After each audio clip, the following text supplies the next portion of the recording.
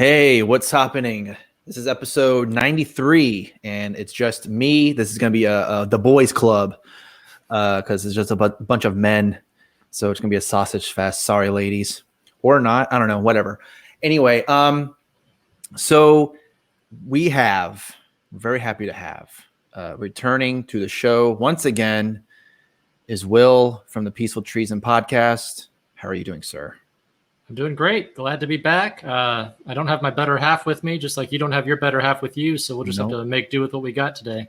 Yeah, we're the weakest links of the half. So, I guess we'll be one good link, I suppose. And then after that, to his right under him, he's the top, and this is the bottom, as it should be. It's Theo, also known as or from Crowdfunded Government. I guess he's the only one from Crowdfunded Government. I don't know who else is part of that group, but how are you doing, Theo? Hey, great. Thanks. How's it going? And then, of course, he has that stupid sound coming out. So anytime you know he's going to start talking, you'll know. Yeah, exactly. And last but certainly not least, for the first time, this is amazing. This is great. Popping his cherry for the What's Happening podcast. It's Nick, Denver Libertarian. How are you doing? I'm doing great. Happy to be here. I'd like to place a 10,000 Satoshi bet on the Oh, wait, that's a different podcast. Sorry. No, I'm doing great. Well, happy to be here. Yeah, I mean, if you're going to come on the show, then we're never going to have to talk about your Broncos, right? Your Broncos? I don't know. Yeah, I'll take it. I'll take I think they're just giving away that franchise now. The first person to show up at Mile High gets to take over the team and play quarterback. Yeah, for those who don't know, Will and I have just started our sports podcast, but we do a part of it where we talk about the 49ers. So that'll basically some of the listeners who, when they find out we're going to start talking about the 49ers, will just completely turn it off and whatever. The 40-winers, whatever. But anyway, so what would you guys like to talk about? This is going to be great. This is a very organized show we have here right now. But I know that Theo down there to my bottom right, he had some things that he wanted to discuss. What is that? Yeah, one of those was about the people who want there to be a monarchy, or they think that's the best form of government. Okay, yeah, we can talk about that. Do you want to go first, Theo? Since you're going to be talking about that on another show, right? Yeah, so I was kind of curious to get your thoughts because I hadn't thought about it. I didn't want to go in there unprepared. Well, I've seen some people say they have that, like democracy is worse, and then it's monarchy, and then anarchy or whatever. I think I would probably agree with that sentiment. What do you think? I need some other opinions here. So, not to bring up more obscure video games like we did before recording, but the Sid Meier Civilization, kind of one of the best turn-based strategy games of all time. The default and perceived worst form of government in that game is actually anarchy. And then I believe it's despotism, then monarchy, then you branch off. So it has a very progressivist, mind view where you go from monarchy to republic, and then from there you can go communist, you can go democracy, you can go fundamentalist. And I think that is kind of ingrained, at least everyone who went through the American kind of K through 12 system, is that you've got no government, then a one-person government, and then the bigger the government, the better or more progressive it is. I don't personally believe that, but that's kind of the battle you're up against if you're talking about maybe a return to monarchism. I'm sorry if anybody found that boring because I found that fascinating.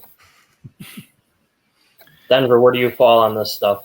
I think I can echo what Will is saying, specifically with how you're taught about it growing up through school, is that what we have here is somehow superior to anything else that has ever existed previously. And I think you're beginning to see the crumbling around the edges, or whatever you want to come up with as an analogy of democracy, or even representative, democracy. I don't know. I have a tough time looking at monarchy and going, yeah, that's going to be a heck of a lot better. But I can see the arguments for it. Not quite sure I'm sold on it. All right. Thank you both for boring all of Shaine's listeners. Sorry, back to you. All From right, the dungeon, recording live. Recording live from the dungeon. This is Theodore trying to get everybody's opinion about everything and then argue about it. So, all right, you guys seem reasonable. I think that's really close to my take too. I think, and I want to speak for people who are complete monarchists. I mean, I would probably say, and I've heard this argument before where, if you have like a king or a queen or whichever, they would be able to, and I'm talking about the people when it comes to when you're led by a king or ruled by a king or a queen, is that if the king or queen does something that you don't like, then you can create some kind of revolt and you can take them out of power to the point where you can even kill them. And I guess that would be okay to do because, I mean, like, in this type of government that we live in, the democracy, it's like, okay, so that, you can vote for whoever you want to be to be a representative or a senator or a president even or whatever. And of course, if you're the one that voted for the person that didn't win, then you feel like, well, especially in the world that we're living in with Trump as president as of right now, and people who voted for Clinton feel like, well, Donald Trump just took the election. He stole it from us. And now we're basically living in a Nazi regime or something like that. So all we need to do is to change it and vote in Joe Biden or something like that, right? Because we have to hashtag settle with Biden or settle for Biden. That's a legit hashtag, by the way. So it's sarcastic. I'm sure it is sarcastic, but it's just I've seen it around, and I'm just thinking that I've never seen a settle for Trump or settle with Trump hashtag. Yeah, imagine settling for Biden instead of just voting for Trump. It's like, wow. Yeah. So I don't know if I'm making a strong argument here for monarchy, but I think for monarchy, you're able to kind of create some kind of revolt because the people, especially if you're living in a small community or whatever, and it's led by a king, then you can kind of just take them out of power and put someone else in there that you like. And then if they do something wrong, instead of just kind of letting them do it because you voted for that person, so you can't complain. This is the person you voted for, right? So I have no idea if anything I just said makes any sense whatsoever. But I'm sorry for bringing up the topic because I know it's boring, but there's going to be people passionately defending monarchism that argue a lot of the advantages of the system. Yeah. They're upset we got away from it. So I'm interested to see where they come from, but you guys all sound pretty based on, like, I don't know, decent summation of the ideas. So sorry to slow down your show, Shaine. I think it's worth. What's the next topic? Sorry, guys. Well, I was gonna expound on something profound here for a minute, if I may. We'll see how profound it is. But just thinking about our current system, and take Joe Biden as you're talking about settle for Biden kind of thing. Like, who's more of just the run-of-the-mill establishment candidate than Joe Biden? So when you're talking about change, and I've heard that from like random pollsters who happen to catch the misfortune of talking to me or texting with me, and they're just saying, well, we need something that's a change. We need a better perceived image of us. But, the reality is he's been hanging out since the 70s.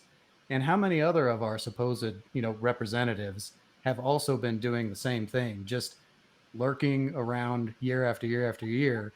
Nothing's more stable than, the person who's been there in a solid Democrat district for how many years?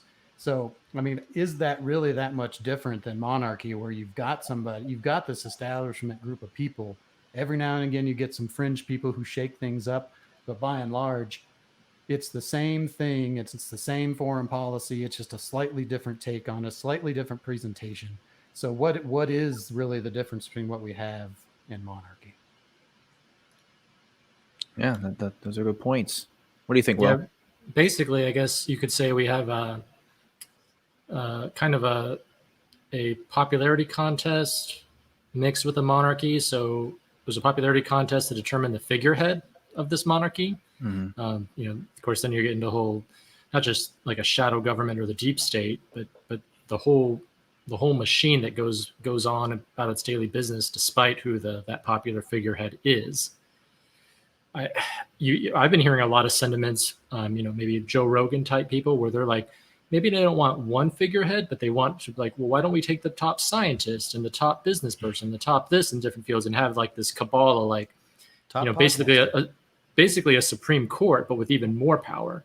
That I think everyone would agree might be even more dangerous if you had, with the like you said, with the one guy, it's pretty expedient to get rid of one person.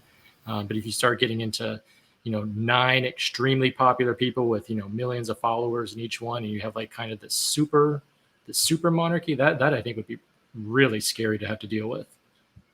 So that's somewhere on line with a technocracy. So you'd have the best of medicine and the best of business. I see where you're going with that. And that'd be my biggest fear is the cult of personality times 10. So basically like a Trump times 1,000 or something like that. That would be like Berlusconi. Yeah. I don't know the reference. Italy. I mean, he literally, I don't think he is anymore, but for, I don't know, maybe 70s, 80s, 90s, he was just like the Trump on crack times 10 in Italy. And it was that kind of cult of personality. And he had lots of influence in the media. He had lots of influence with the papers, especially back in the 70s, 80s, when all that stuff was, very small. So if you had a control over any type of video rentals or distribution or anything to TV services, you could really dominate the narrative, as it were. That's where Blockbuster Video went wrong, is they didn't get their CEO into the cabinet in DC and keep their business model going. Exactly. Yeah, I got destroyed by Netflix and all the other streaming companies and all that good stuff. So yeah, let's get away from the monarchy. Sorry, we can move it along. Get out of here. Let's get on to energy. Yeah. All right. That was the only contribution that I brought. I'm sorry. Everything else is boring. No, you're going to contribute even more. Contribution I have.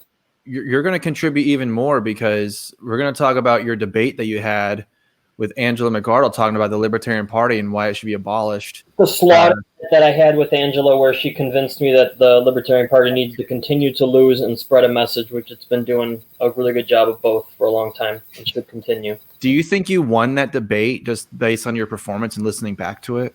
No, she's clearly the better debater and more organized, and made it a point to have each point either count or not count in her favor. So she's a better debater technically. And then, because I'm really not, right? I just have conversations with people and just try to figure out what's true or not about certain things.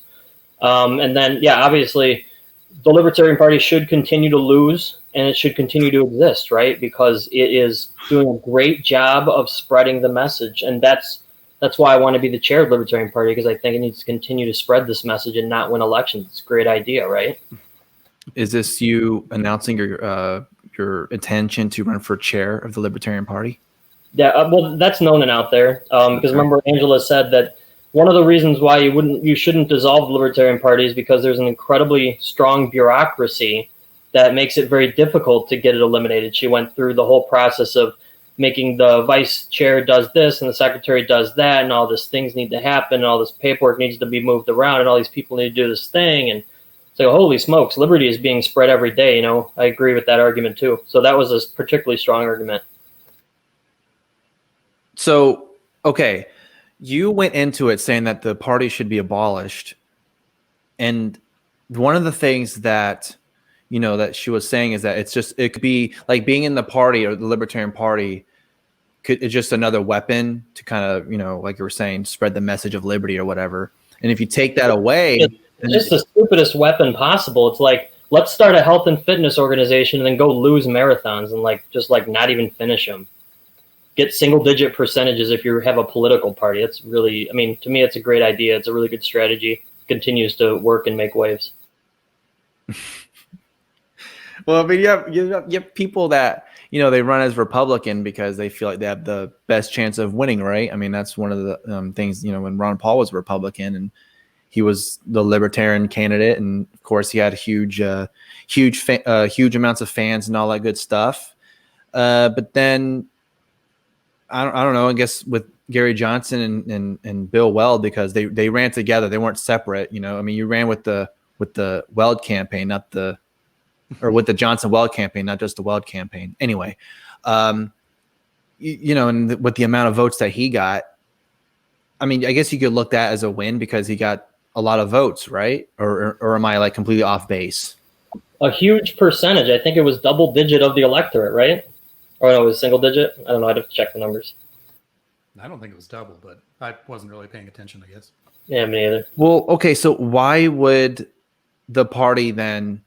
Why would it just completely? Because I mean, you're not going to expect a party like that. I mean, the Libertarian Party is apparently the third largest party in the U.S., right? In terms of, I guess, how many members they have or whatever, the amount of votes they get, or however you want to measure that metric or anything like that. So if that was completely annihilated and they just decided, well, I guess we can't do it. I mean, like, you don't expect anything to just go from the beginning to, oh, now all of a sudden they're president in 2 years or anything like that. Yeah, we just got to go win some mayors and win some county commissioners, and we just got to go win some stuff. That's a dumb idea. I think I agree with Angela. Just keep losing. It's like that's the best argument. So what's the point then? You just went in there and saying that the party should be abolished. Now everything you're saying, I think Angela made a good point. She made a good point. You know what? I'm stupid. I shouldn't even brought it up in the first place. It wasted everyone's time.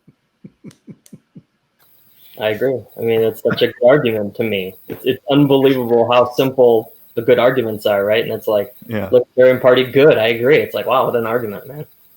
I feel like anytime you start arguing about the LP, it ends up sounding a lot like if you were to switch roles and start arguing for the Democratic Party or the Republican Party. Right. Like you're arguing for, I don't know. You're arguing to get somebody in a position of power or whatever it is. I don't know what you're really trying to do. I think you still, if you were to somehow magically just get rid of the LP, and you would still have a whole ton of people like us sitting around talking on podcasts, talking to neighbors and things like that. I don't think you're going to be able to just walk to your neighbor's house and say, look, the LP now got 15% of the vote. What do you think about libertarianism now? You're going to say, I don't care. So Shaine, if you want, how about this, Shaine? Okay, instead of, I can't be sarcastic forever. So if you want a real take, I think I made very good arguments that the LP is not a good organization and should be abolished. And I thought some of her arguments were in response to me not even listening to my argument. I don't know if that was your take or if you felt like she was legitimately debating my points, because I didn't feel that she was. And it was kind of insulting at times that I didn't get some of my arguments responded to. I don't know if that was, so that's my actual take. Well, yeah, I was kind of just, playing around and all that stuff. But I mean, I think both, and this is like, really milquetoast and kind of just being a centrist, but I do think you both had some good points. I mean, I do think it should be used as maybe another weapon, I guess you can say. How shitty is this weapon? Listen, what weapon are you talking about? It loses elections. What does it do? Okay, so the only thing that I'm gonna, and I'm not gonna speak for her. So of course, if she's ever listening to this, you can tell me what kind of tool do you think it is, Shaine? Like, what is the Libertarian Party? How does it spread liberty? How does it change laws in my favor? What does it do? Look, I'm not trying to say I'm being pro. I'm just trying to. It's fun to be pro. Where you're coming from. I tried earlier, and it's easy. You just say how good it is and how we're gonna keep losing. And I know we're gonna lose. It's like, okay, well then I really don't know what I can argue about. Yeah. I don't know. The only thing that I can say to that is it's just another weapon. I'm not saying that it's a good weapon. It's just another tool. And again, I'm not saying it's the best tool to have. The only reason why people would defend it is because it has the name libertarian in it. So, and again, I'm not saying that's the best weapon. It's just another one to use. And again, people they don't like being associated with Republican or Democrats. So they feel, well, if I go to the Libertarian Party, I'll feel more at home or whatever, And I just wish there was a cool Democratic or cool Republican candidate, and then you could just vote for them instead of being some weird yellow tie that doesn't win. Or you could just not vote at all. And that's a whole different discussion. Listen, buddy, you want to take the lead pill, then, go down a deep, dark path, man. Give you the red pill first, the lead pill later. But it's like, dude, there's a lot about what I do, especially, guys. I'll let you on in a secret. not a secret, is that I genuinely enjoy talking about politics as opposed to eating red pills and lead pills and then dealing with yourself and talking to agorists and preppers and some, dark stuff, man. Like, it's good that some people I know how to camp, and I might ask them for advice in the future, Yeah. For example. Go ahead. No, I'm just saying the camping one would be for example. That was a lead into anybody who likes to camp. Yeah, Peaceful Treason camping trips happen in Halloween weekend in the Ozark Mountains of Arkansas. So you can hit us up on Twitter for the secret coordinates. If too many people show up makes it a nice little target for anti-liberty government officials who have access to Predator missiles to wipe us out at one time. So I want some people to come, but not too many people. We don't want to show up on the radar there. Not like a Childerberg or something that's going to get too big. Well, now that you let everyone know about it, I guess people are gonna try and find. I mean, it said in the Ozark area. I wonder where that's at. Maybe if they watch the show on Netflix, maybe they'll figure it out. So that's throwing people a little off the scent. That'd be a couple hours away. So pick a direction from there and drive a couple hours, and you'll get there. Well, there you go. Aren't you guys forgetting? There is a really cool, charismatic candidate out there to vote for this year, depending on the state you're in. I know who you're talking about, right? I think I'm talking about Kanye West. Yeah, Kanye 2020 vision. Let's go. Like, that's what it's going to take, really, is a mega celebrity just getting woke and deciding they're gonna run and shake it up. Enough of those things happening would be way better at unraveling whatever your issue is with the current setup, whether it's a duopoly, whether it's the power these people have, vested from nobody, from a piece of paper. Just having a whole bunch of people without the experience, without the education, but they're expose it for the popularity contest it is. I think that's great. I really like how I spend a lot of time talking about the folly and stupidity of third-party politics, and then you're ironically and yet unironically advocating for Kanye West in a presidential run as a third-party independent candidate. So I really enjoyed the juxtaposition of somehow I'm listening to this, but meanwhile I'm boiling inside. You don't like Kanye West as a candidate? No, that has nothing to do with not him personally, just third-party politics in general. I talk about the folly and improbability of it. You don't like the birthday party? Whose birthday party? That's the party he's in, the birthday party. Is that true? I'm pretty sure it's true. Yeah, I'm about 89.4% sure that's the party he's in. I do not have Jamie or the internet open right now. All I have is the app to do the video, so I can't confirm that. I never heard of that. So that's the actual name of the party if it's registered in a state. I think it's independent on most ballots, but yeah, I am seeing that back when he first announced his candidacy, it was under some sort of birthday party moniker. I'm guessing maybe that was more difficult to register to get on ballots versus independent. Yeah, that's probably what it was. How many votes do you think he's going to get, Kanye? I guess the question would be how many will get reported. I could see him outdoing Gary Johnson, but it could just especially early in the day while polls are still open, I don't think it's even going to get mentioned. Gary Johnson's running for president? Well, no, more. I'm saying I think Kanye can get more raw total votes than Gary Johnson did 4 years ago. Oh, he did. Okay. Yeah. If like I said, they all got counted and reported. I have to imagine that there's people that are so browbeaten about you need to vote, just vote, go ahead and vote, and they're like, they get into the booth and they just look at the list and like, Kanye, all right, all day. Especially if they're fans of his music, they go, yeah, I know that guy. He did the Stronger and. How can you be so heartless? Yeah, I want to vote for that guy. Yeah, why not? Let's do it. That guy. I would rather see Kanye win as a mayor of a town that he lives in or moves to, right, instead of do a joke presidential run. That would be my argument against Kanye. If that's what I'm saying, is not nothing personal against him. Yeah, it's not sexy to run for mayor, especially in a place you could possibly win. I think I could win mayor in one of those towns where like the dog is mayor.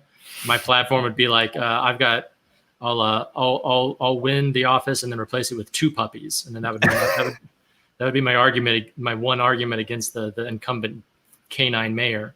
But yeah, nobody wants to actually put the time and effort of going. Well, maybe he would. Maybe Kanye would. Maybe he's already pretty much living in the middle of nowhere, Wyoming.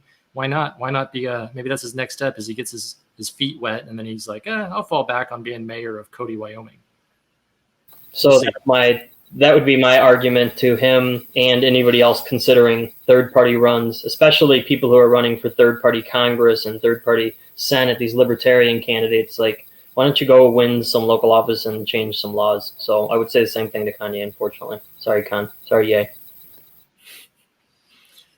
Well, that's a good argument. If I run into him, I'm just gonna suck up and see if I can come hang out there at the cabin recording studio for a week. Just be a yes guy for him.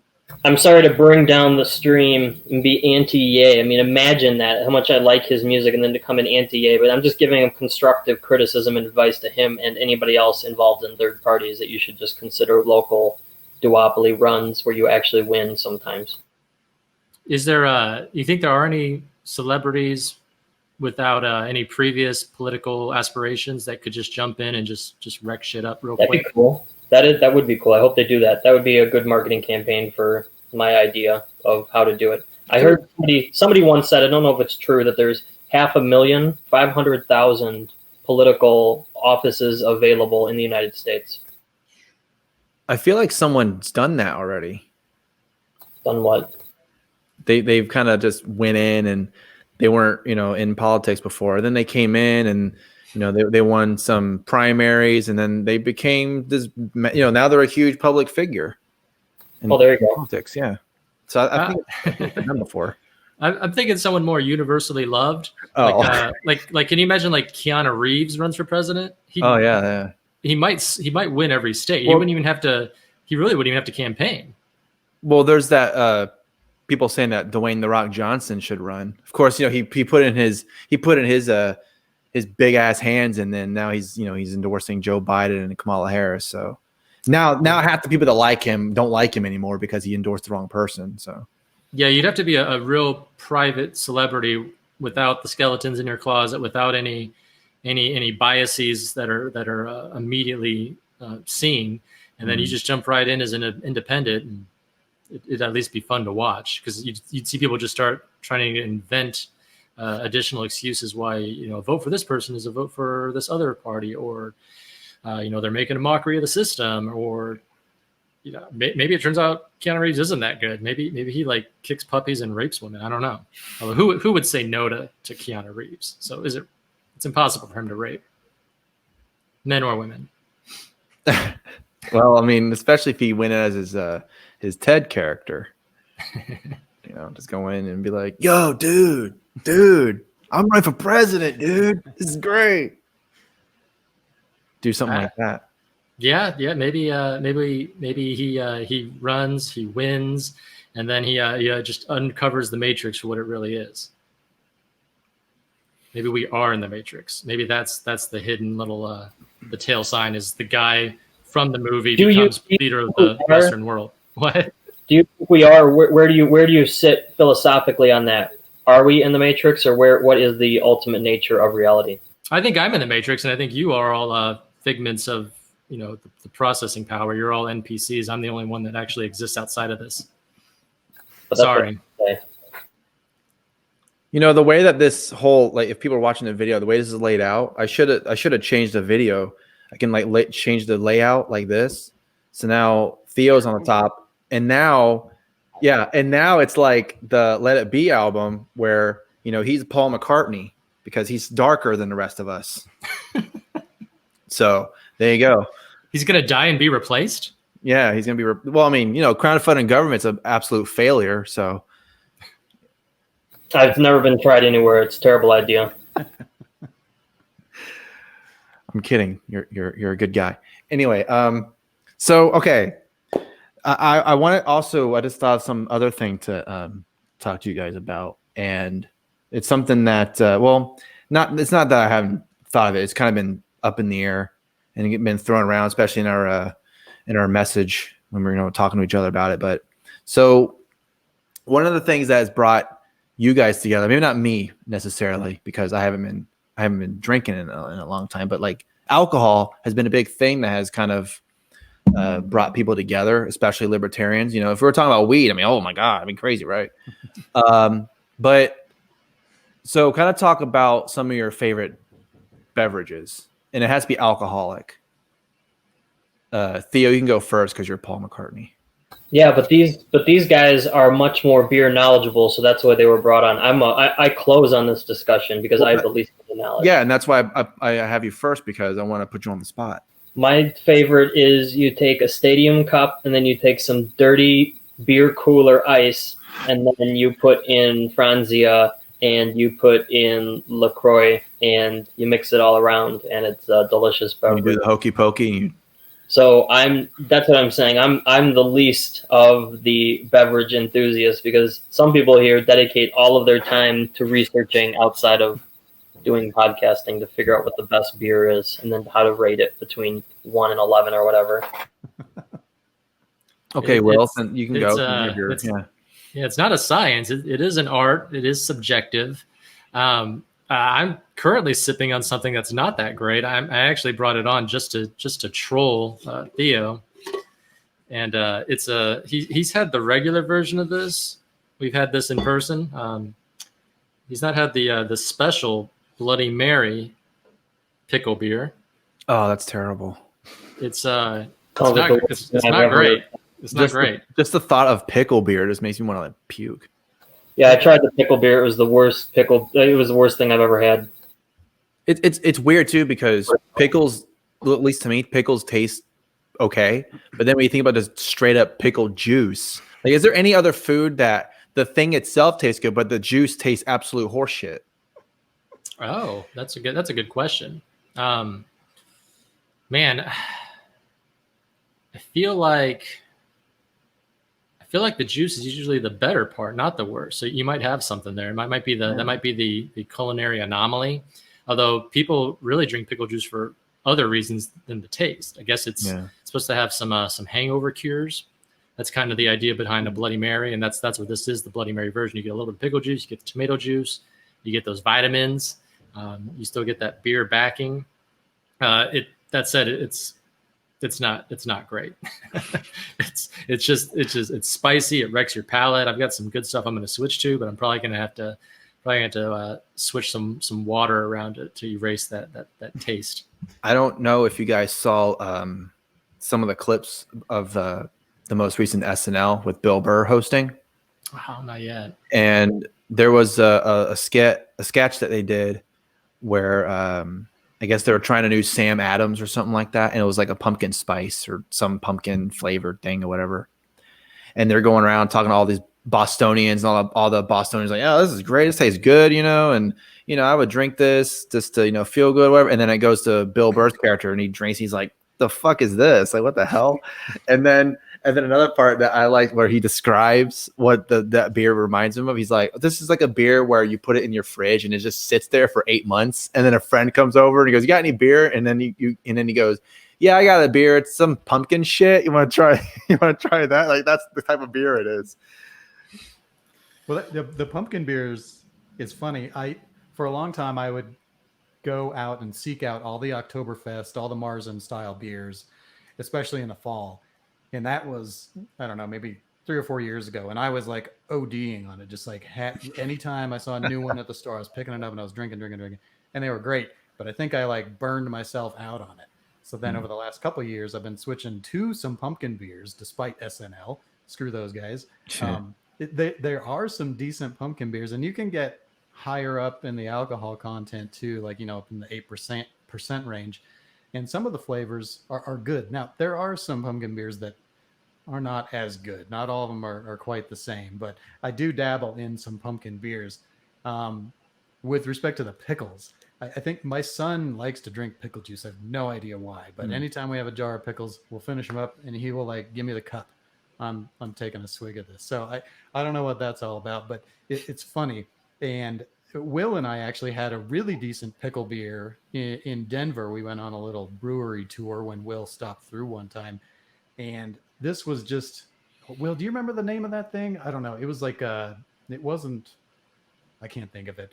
Anyway, it was Odell was the brewery, but it was a pickle beer, but it wasn't so over the top. It was actually kind of refreshing. It was in the middle of summer. It was decent. That's about the only pickle beer I've ever had that I'm like, yeah, I would be fine with drinking maybe 2 of those. 3, maybe too many, but I could do at least 2. So I don't know. Anyway, to get to what I'm drinking tonight, this is one I brought specifically for Will because he loves when I talk about this.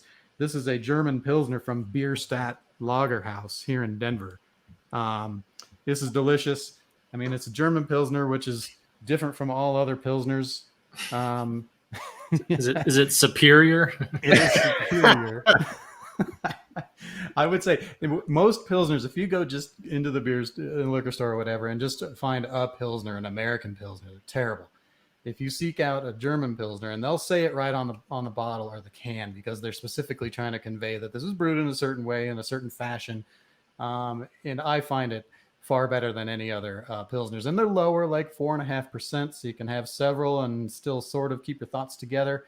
So that's what I've been sipping on over the summer quite a bit is, German Pilsners. And one of these days I'll shut up about them and switch to, the nice winter beers. So what is it about the different Pilsners that kind of like differentiates between each one? Like you were saying, the American as opposed to a German. Well, I don't really know how to describe it other than I think for some reason in the American version of it, I don't know, they tweak something about it such that it doesn't have as much flavor palette to it. It doesn't, at least I can pick up on it one versus the other.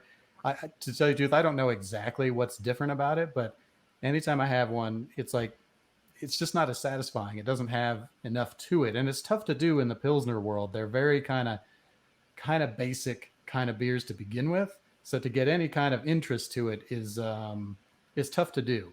And I think the old world is doing those better than what the Americans are doing. Yeah, I really like the juxtaposition of the hyper modern experimental beers, and then going back to the German beer purity law and the old tried and tested recipes. The saddest thing that I ever feel is when someone's like, "Oh, it's Bud Light every day. Bud Light is all I do," and that's that will just drive me nuts. He's like, "Okay, you can pick a lane and stick with it and still find some variation, but just the most bland thing, just going with that day in and day out. At that point, what are we doing? What are we doing? You gotta try something else." That makes me want to dose them with maybe a Pilsner, maybe swap out, pour it into a glass. Oh, here's that Bud Light you wanted, and then try to trick them with something else. Yeah. No, I speak highly of the Pilsners right now just because I'm happen to be liking the one I'm drinking. But yeah, like Will's saying, it's a variation throughout the seasons. That's the way to go with beer as far as it is for me. I don't mind drinking a Bud Light every now and again at the, taking in a basketball game or something like that. But generally speaking, in the fridge out in the garage, there's a variation of beers. There's some IPAs, there's some stouts, there's all sorts of things out there. So kind of snobby, but drinking with the season, I kind of like that. I never really thought I'd be into that, specifically to what kind of beers I would like to drink during certain seasons. But here I am. So there you have it. Yeah, we're in the middle of Oktoberfest, so Pilsners, Hefeweizens, Marzens, knock yourself out. We're just one cold snap away from stout weather, though, and I'm ready for that. Yep. Well, I know for sure, like for me at least, I like, because like I said, I haven't been drinking a whole lot, mainly because of all the fertility stuff, whatever. But I noticed for sure if I do drink now, it's like before I could drink a few and be like, I'm still kind of drunk or whatever. But now it's just after one or two, it's like, whew, I can feel it already. This is crazy. And it's pretty interesting just how different it is when you're not used to drinking beer, often. I think I have the opposite problem right now. I think I've gone overboard and probably drinking too much. So every day I'm like, I need another, I need something else. I need another fix. Yeah, it's like your drug, right? Yeah. It really is, because then you start getting into I don't know, different bottle openers and koozies and glassware and stemware even. And it's like, you know, you got your kit, you got your tools of the trade, you got the ritual of, you know, maybe you let something set a little bit for temperature. Maybe you get a frosted mug for something ice cold. Yeah, it is very much, you know, the best legal drug there is in America. And end up spending like half your weekend just doing brewery tours and something like, oh, I got to try this, I got to try that. It's easy to do in a city like Denver, with very well represented on the brewery front. So. Oh yeah, I am. Well, I know like caffeine and coffee, those are, I guess you could consider those a drug, because people can have lapses or you know, they don't have it for a couple of days and start getting headaches and, oh, I gotta get my caffeine fix. You know, could you? But like, I'm just trying to like, think about it. Could you imagine if they outlawed alcohol again, and then they also outlawed coffee? How many people would just revolt and just, you thought the stuff that's happening right now was bad? Oh boy, can't people that not getting their coffee, not drinking beer? Oof, it's over. That was go ahead, Will. Go ahead. I was that was like Mitt Romney's plan, right? Is he was going to make America Mormon again or something, and he was going to outlaw alcohol and caffeine, right? When was that? When he was running for president, or when he's like he was running for senator for Utah or Massachusetts? I don't know. That was my fear of Romney was you know, everyone at that time was like, oh, Sharia law. There's going to be Sharia law. I was like, no, you got to be more worried about the Latter-day Saints law. That's what you got to watch out for. The Latter-day Saints law.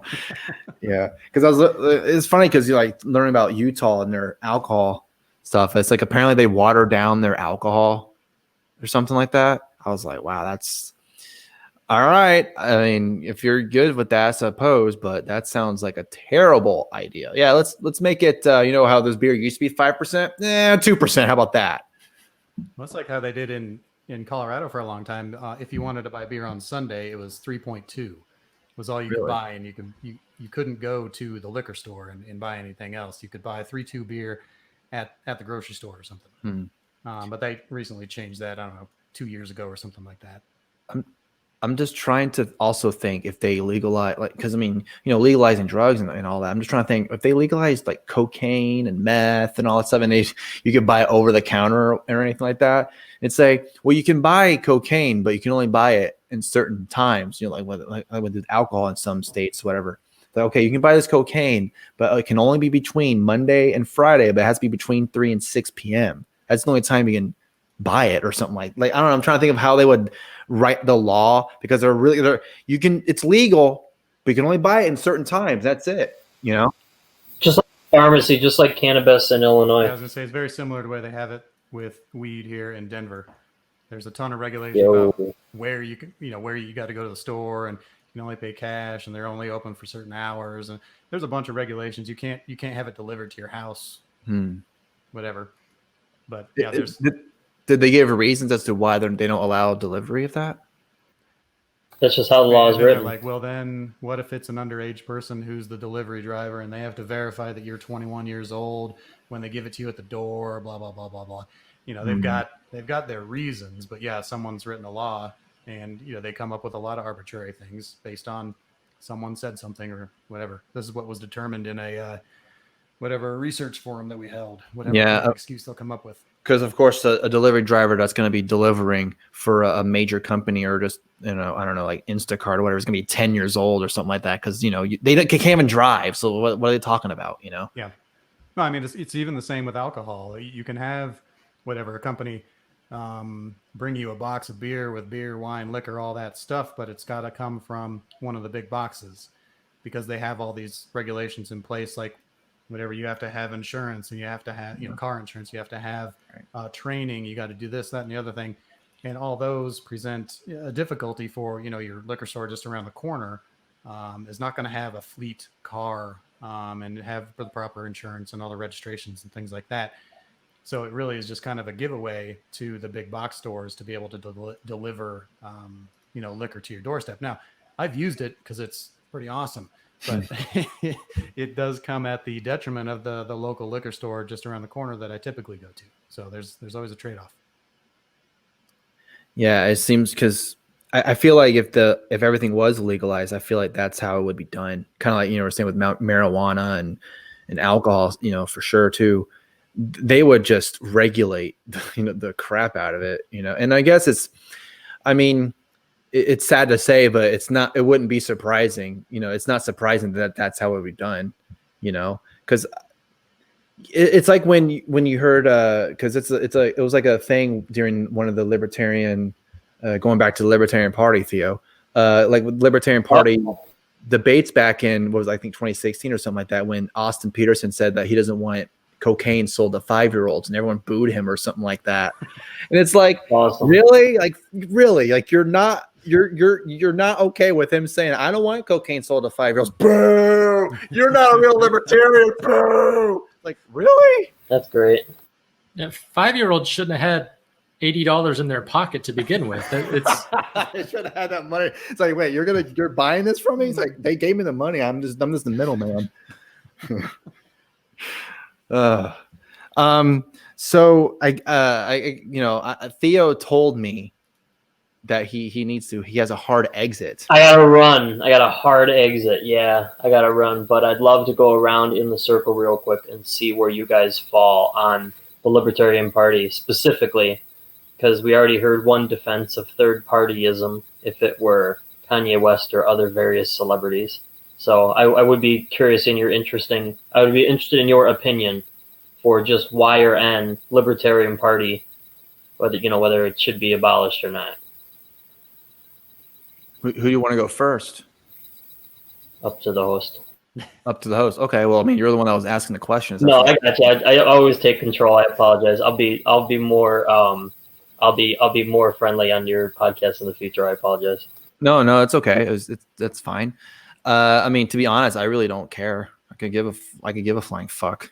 I want to know. I'm curious. I'm sorry. Everything I want to talk about is boring. I want to talk about monarchy just to see, because there's that podcast coming up that I'd be interested in you guys discussing monarchy with these people. If you could help me discuss this with them as rational people and understand what their arguments for authoritarianism are, that'd be great. So anyway, excuse me, that's that and Libertarian Party. So I have boring topics. Sorry, but I would love to go around in a circle before I circle out of here. Just Y or N Libertarian Party. If you like it, you want it abolished.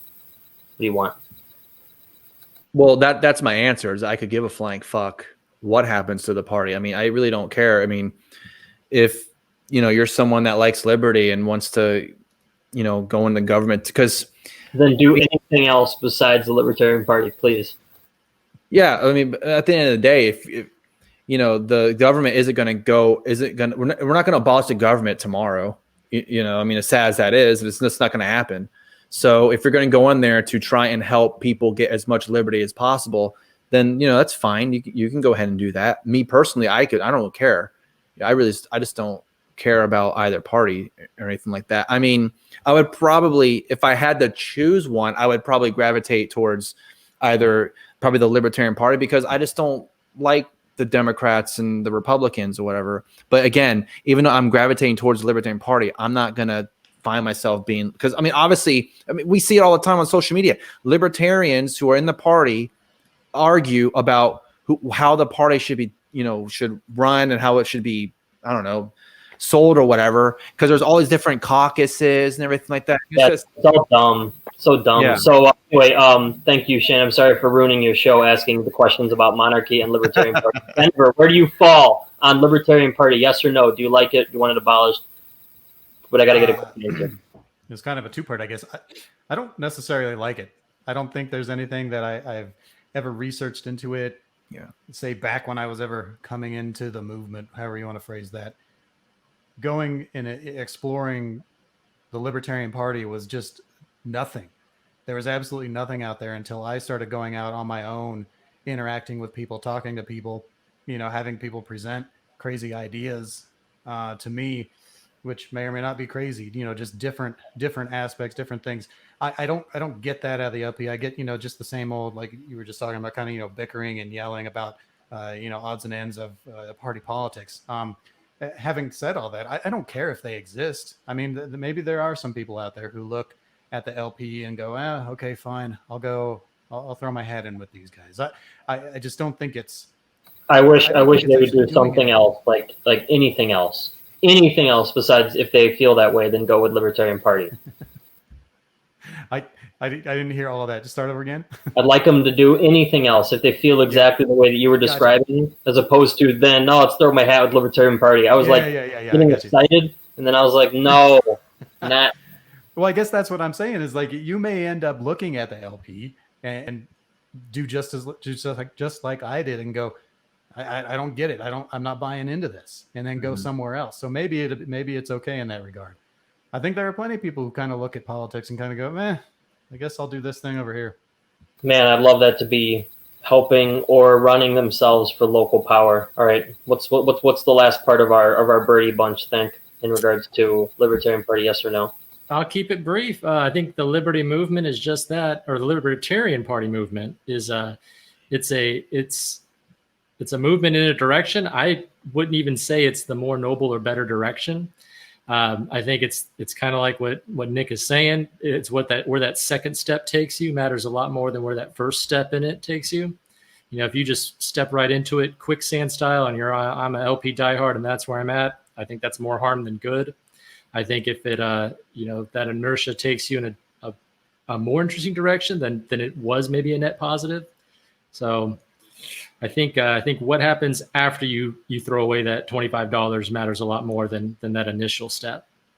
Guys, thank you for letting me ruin the podcast with Monarchy and with the Libertarian Party. I'll talk more about the Break the Rules stream to see if any of you guys want to do it, because I'd be interested in having you talk about Monarchy as well. Thank you for your assistance in getting my messages out there. I need an opinion on German Pilsners, Steve. German Pilsners sounds okay, but I'm more of a sour guy. So Pilsners to me is lower in the middle lower parts of the tiers, unfortunately, with no offense to a true believer. Gentlemen, thank you. Catch you later. Yeah. There you go. All right. Now let's talk about money printer go burr. Theo stuff doesn't matter anyway. Yeah, go ahead. Yeah, talk about it. Crowdfunding government. How terrible is it? Go ahead. please defend yourself, Theo. Oh. Yeah. It's like shit. He left. Damn it. Yeah. Well, I mean that was interesting. I don't know if you want to still continue talking about the LP or whatever, but I like some of the beer stuff because I part of me wants to try more beer, but the other part of me is just like, I don't know if I can stomach it. No pun intended. You could always, a funnel and some hose. You could always butt chug it, and you just bypass the stomach entirely, and then it doesn't matter how it tastes. Well, I don't even know I don't know how that would work, because I mean, start with a smaller hose than you think you need and work your way up. That's how it works. All right. Don't be too ambitious. I got a good suggestion on a podcast today. I'm just working on something over here. Beer's great. Beer's very filling. I've been exploring more into, I don't know, I've been drinking some rum and some vodka. I've never been much into drinking the spirits. But I'm kind of working my way into it on account of just the calories and just the general fullness. Yeah, you can drink 5 or 6 German Pilsners, but then your belly's just bloated and it's weird. So, yeah, I think you and I are kind of old in this movement, and that is kind of an age thing as you move towards the spirits. The last few years, I've gotten quite into bourbon, and then by extension, bourbon barrel aged beers is kind of the bridge between. But I'm actually probably going to be mixing myself a drink here in about 10 minutes because I just caught the 49ers score, the corner of my eye. Dougie. It is a different beverage. I think it's a different buzz. It's a different, it's a slow sipper. It's cool. It's more cool, I think, to sip either a mixed drink or straight booze than it is to knock back a couple cans. Mm-hmm. So it is a kind of a pacing thing as you mature in your alcoholism hobby. You just kind of, you're like, well, I sip on this one, sometimes that turns into 3 and you've actually done more harm than good, versus a 6-pack. But that's why it's an experiment, this life. See how drunk we can get and all the different ways to do it and keep changing it up. You never master it, right? You never have, I think, the best drink, the best beer, the best whatever. It's always, you're chasing that dragon. Do you ever really learn when you go, man, I had too much last night, and then like 2 days later, I'm just doing it again? Shoot. Yeah, I think it is hard to always replicate not just the amounts and styles, but everything that's going on, the physical activity, the entertainment, the companionship. It's, you're always looking for that kind of perfect nightcap, perfect party, perfect maybe meal complement. And you're right, you just never can have it be perfect and then replicate it. Certainly that never happens either. There's always I could try this, or I should order that instead, or should have had one fewer, or maybe I should have had one more, and I'm just kind of at home bored. So I'd say whether anyone's a hardened expert or a beginner, I would just not follow the crowd. That's kind of our advice politically as well, is not following the crowd, zigging when everyone's zagging, and at least you'll have a more interesting time with it. What I did kind of this summer was I just started choosing beers solely off the label. If I thought the label looked cool, I didn't look at any reviews beforehand. And they say don't judge a book by its cover, but if you judge a beer by its cover, that also gives you a bias towards the taste. And just being able to look at a cool label may make you actually like the flavor more. So I don't know. There's some interesting internal psychological tests you can do on yourself, or maybe that's just the booze talking. Maybe when you buy your next pack of beer or whatever, maybe you should go to one that for sure you don't like, so that you won't find yourself drinking all of it that same day. I think I've tried that. I think there's like 5 beers of a 6-pack in the fridge right now that I was like, this one was terrible. And it's just going to sit there for a year, and eventually I'll dump it out. I should just do it now. Yeah. I think the last time that happened, I think I was in Florida, and it was an orange flavored beer, and it was terrible. That's the last time I can remember just drinking one and then leaving the 5, wherever I was staying. I was like, here's the donation. I cannot stomach it. On the other hand, I also can't just pour it out. I feel like that's a waste, someone else may enjoy it. An orphaned beer just saddens me greatly. Wow. Well, it's been interesting, and it's been fun to talk about just, dude stuff. Yeah, dude stuff. Yeah, about Monarchy and the LP, this, regular macho man Rambo stuff. Yeah. Manarchy. It should be Manarchy instead of patriarchy. Manarchy. Yeah, there you go. That works. Yeah, that works really well. There you go. So if you guys want to go ahead and plug your stuff, that sounded sexual. Will, you can go ahead and go first. Yeah, I'll plug my beer chug butt plug. Yeah, Peaceful Treason should be up and rolling off this latest hiatus. Here pretty soon. You can't tell, but my home studio is coming along eventually, so that'll be happening more. What will be happening very soon is probably one of the saddest Turncoat Sports episodes later this week, based on what I'm seeing so far. So QJ Brush 3 on Twitter, Turncoat _ sports for the new account that just focuses on gambling and sports. Peaceful Treason all over the place. Yeah, man.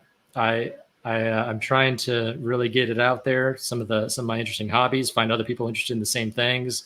I recently relocated, and there are some cool people, some friends here. There's this one guy that lives kind of nearby I don't really like. I keep running into him places. Yeah. But it's fun that also getting to that advanced age is I'm having more fun with my online peeps than trying to go out and meet normal people in real life, or coworkers, or who's got time for that. So you're into beer, you're into sports, hit me up on one of these accounts, and we'll fuck around and have some fun. All right, man. Nick? Yeah, first off, when does this sports podcast occur?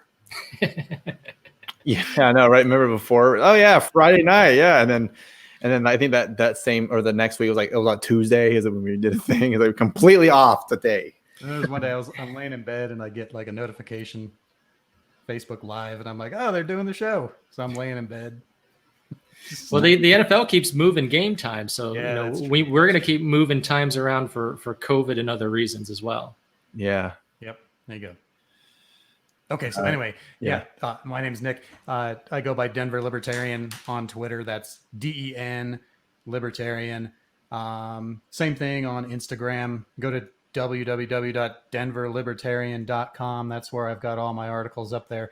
Try to do about a monthly article, but I'm relatively inconsistent lately, but new content up there every now and again. So that'd be the clearinghouse to find out what I'm up to. All right. Well, and for Theo over at Crowdfunded Government, the now defunct Crowdfunded Government, thank you, Theo, for coming on. And thank you guys for coming on and shooting the shit. Not the literal shit, just the wordplay. But anyway, we will see you in the next one. See you.